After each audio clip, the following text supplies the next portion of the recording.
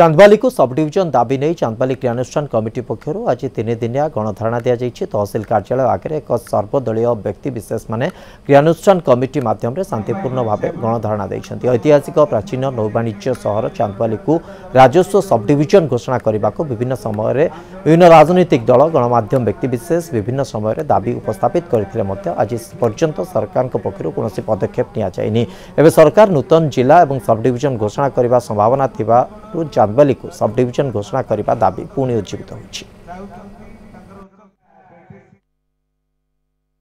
चांदबाली भौगोलिक राजनैतिक सांस्कृतिक सबू दृष्टिकोण एक यथार्थ जगह जहाँ को सब डिविजन मान्यता प्रदान करने एठारे समस्त प्रकार भित्तिभूमि अच्छी एठी जिला स्तरीय कार्यालय डीएफ ऑफिस ठारू आरंभ करी आमर आरडी सब डिविजन ऑफिस कहतु बीएसएनएल सब डिविजन ऑफिस कहतु सब भित्तिभूमि आम ये स्ट्रंग अच्छे। चांदबालीवासी धामनगरवासी बाजोबरवासी भद्रक प्रशासन सेवा जो अपहंच हो पड़ी जो कष्ट होती साधारण जनता जो नहीं ना दुर्दशा भोगुंट ताहा सरल हम एवं अनेक कथा प्रगति रे चांदबाली आ सामग्रिक भद्रक अंचल आगेब।